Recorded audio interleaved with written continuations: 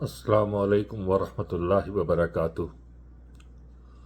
آج کا موضوع تکلیف دہ بھی ہے، شرمناک بھی ہے۔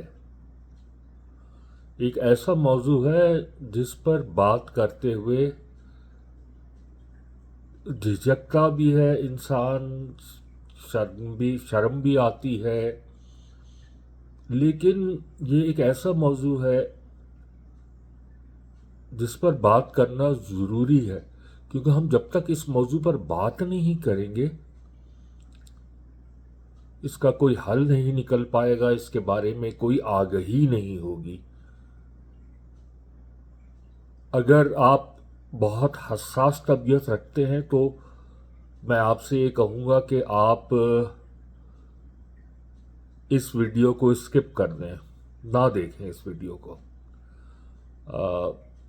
میں خاصی دنوں سے اسٹرگل کر رہا تھا یہ سوچ کے کہ اس موضوع کی حساسیت کی وجہ سے کیا اس پر بات کروں بھی یا نہ کروں، لیکن پھر میں نے یہ سوچا کہ اگر بات نہیں کروں گا تو یہ ایک طرح کی بددھیانتی ہوگی، کیونکہ دل یہ کہتا ہے کہ اس پر بات کرنا بہت ضروری ہے اور اس پیغام کو پھیلانا اس سے بھی زیادہ ضروری ہے۔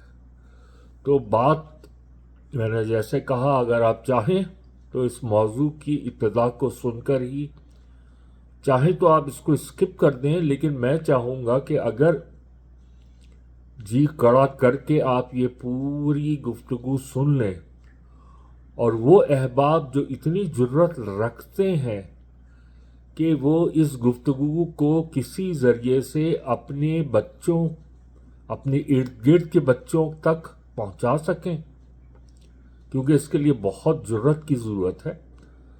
اگر یہ گفتگو آپ ان تک پہنچا سکیں تو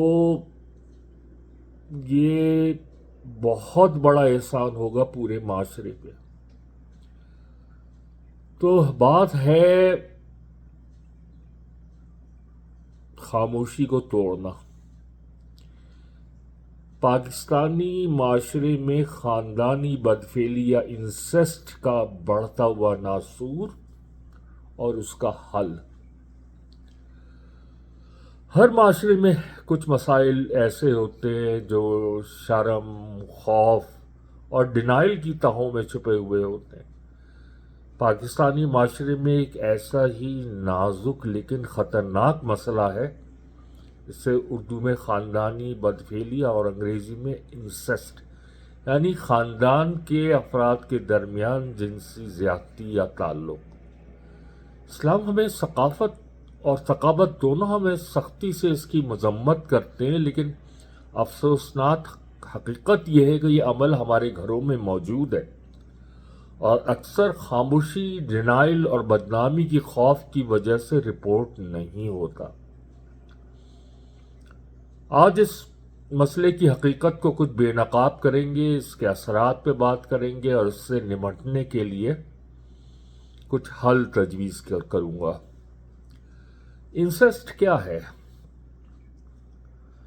اس کا مطلب ہے کسی ایسے قریبی رشتہ دار کے ساتھ جنسی تعلق یا زیادتی جس سے شرعی طور پہ نکاح کی اجازت نہیں، مثلا والد کی جانب سے بیٹی کے ساتھ، یا بھائی کی جانب سے بہن کے ساتھ، چچا یا ماموں کی جانب سے بھانجی یا بھتیجی کے ساتھ۔ اس کے علاوہ ایک ہی گھر میں رہنے والے سوتیلے رشتے بھی شامل ہیں اس میں، بلکہ آن دا پیریفری کزنز بھی انوالوڈ ہیں۔ پاکستان میں یہ بدفعلی اکثر جبری اور بچوں یا کمزوروں کے ساتھ ہوتی ہے اور بار بار ہوتی ہے۔ یہ مسئلہ پاکستانی معاشرے میں ٹیبو کیوں ہے؟ کیوں اس پہ بات نہیں کی جاتی؟ کیونکہ ہمارے یہاں شرم و حیا کا بالکل غلط تصور ہے۔ اگر کسی کو پتہ چل گیا تو عزت خاک میں مل جائے گی۔ دوسری بات آگہی کی کمی ہے، بچے یہ سمجھ ہی نہیں پاتے کہ ان کے ساتھ زیادتی ہو رہی ہے۔ یہ پیار ہے، شاید یہ سب گھروں میں ہوتا ہوگا. یہ مسکنسیپشنس ہو جاتے ہیں بچوں کے ذہن میں. پھر مذہب کا بھی غلط استعمال کیا جاتا ہے. کچھ درندہ صفت لوگ مذہب کو ڈھال بنا لیتے ہیں یا بچوں کو گناہ کی سزا کا خوف دے کر خاموش کروا دیتے ہیں. پھر رپورٹنگ کا کیونکہ کوئی محفوظ نظام موجود نہیں ہے، اس لیے زیادتی کرنے والا اکثر گھر کا فرد ہوتا ہے اور بچہ اسی کے رحم و کرم پہ ہوتا ہے. پھر ہمارے یہاں ایک ٹینڈنسی ہے کہ متاثرہ کو ہی قصوروار ٹھہرا دینا، یعنی لڑکی نے خود ہی موقع دیا ہوگا یا خود ہی اس نے اپنی طرف متوجہ کیا ہوگا. اس کا تباہ کن اثر کیا ہوتا ہے؟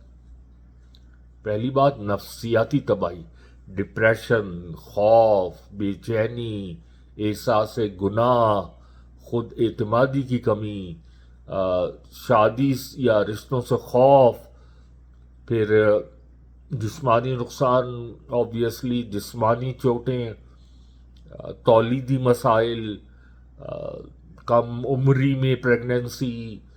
پھر سماجی تنہائی یا آئسولیشن، بچوں کو کسی پہ بھروسہ نہیں رہتا، دوستوں اور رشتہ داروں سے کٹ جاتے ہیں.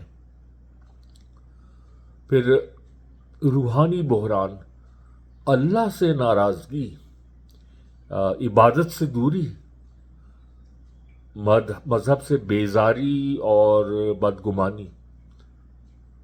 وہ مجھے زیادتی کے بعد وضو کروا کر نماز پڑھاتا تھا، میں خدا پر کیسے یقین کرتی؟ یہ ایک 17 سال کی لڑکی کا بیان ہے جو پبلک ہوا تھا کچھ عرصے پہلے. یہ مسئلہ کیا ایگزسٹ کرتا ہے؟ جی ہاں. این جی اوز کی رپورٹ،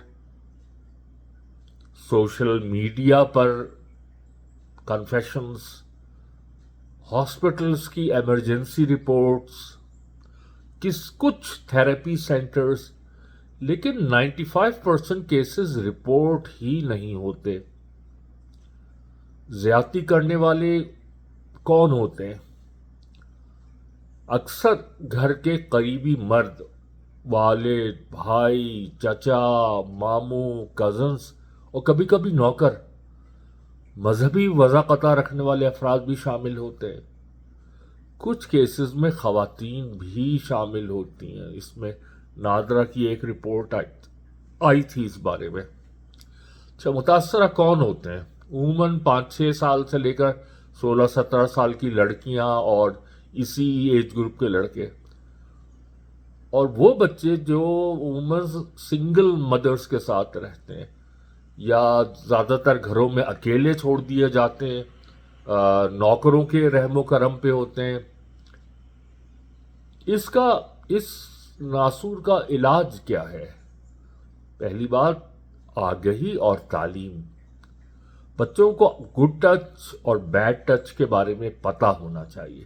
بچوں کو یہ اعتماد دیں کہ وہ آپ سے ہر بات کر سکتے ہیں. مساجد اور علماء کا کردار، جمعے کے خطبے میں اس مسئلے کو واضح انداز میں بیان ہونا چاہیے. ظلم، فحاشی، ان کے اسلامی احکامات بتائیں.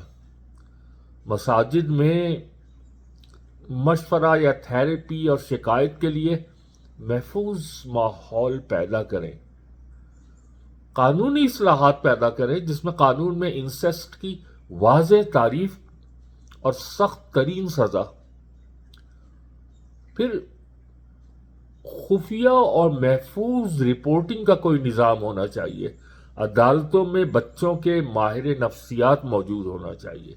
تعلیمی اداروں میں اصلاح، اسکولز میں بچوں کو باڈی سیفٹی کی تعلیم دی جائے. اساتذہ کو تربیت دی جائے کہ وہ ایسے بچوں کی علامات پہچان سکیں. متاثرین کے لیے therapy, healing sessions, support groups کاش کسی دن بنائے جا سکیں پاکستان میں. اس میں این جی اوز فعال کردار ادا کر سکتی ہیں. پھر میڈیا کی بھی کچھ ذمہ داری. ڈراموں، ٹاک شوز، ڈاکیومنٹریز میں اس مسئلے کو اجاگر کریں، اس پہ بات کریں، سنسنی خیزی کے بجائے اصلاحی اور ہمدردانہ رویہ اپنائیں۔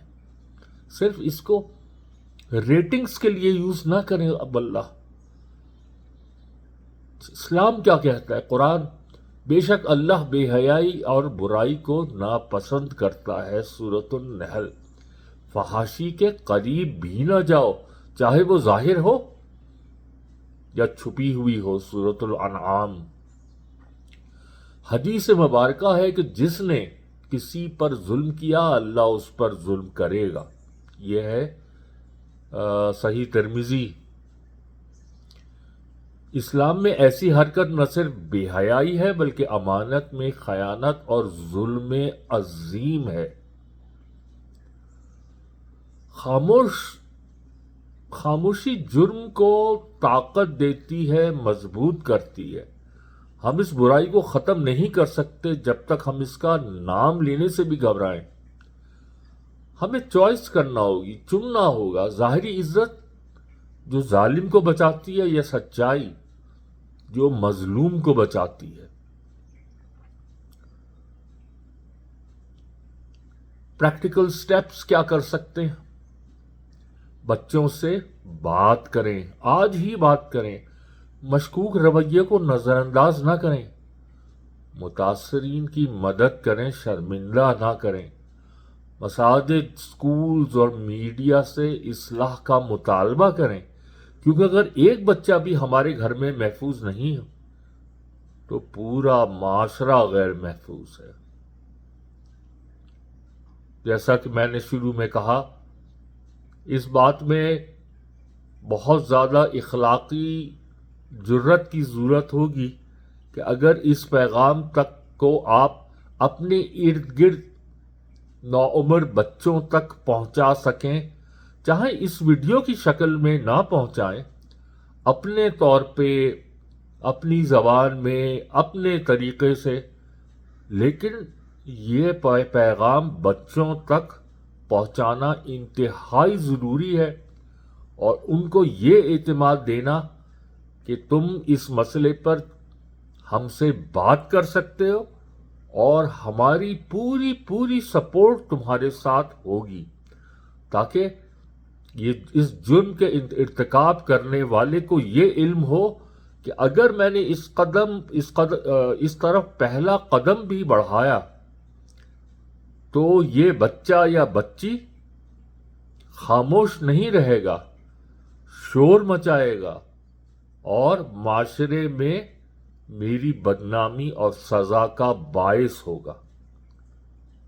ایک بار پھر میں معذرت خواہ ہوں ان افراد سے، ان سامعین سے جو اس موضوع پر بات کرنے سے انکمفرٹیبل فیل کرتے ہوں، یا یہ ان کے لیے کچھ زیادہ خوشگوار ٹاک نہ ہو، لیکن جیسے میں نے کہا اس پر بات کرنا اشد ضروری تھا۔ میں بہت عرصے تک اس کشمکش میں رہا کہ اس پہ بات کروں یا نہ کروں، اور اس طرح کی کہانیاں بہت پھیلی ہوئی ہیں پاکستانی معاشرے میں۔ اللہ سبحانہ تعالی اپنا رحم کرے اور تمام بچوں کو بلکہ پورے معاشرے کو ایسی تمام برائیوں اور جرائم سے محفوظ رکھے۔ آمین ثم آمین یا رب العالمین۔ السلام علیکم ورحمۃ اللہ وبرکاتہ۔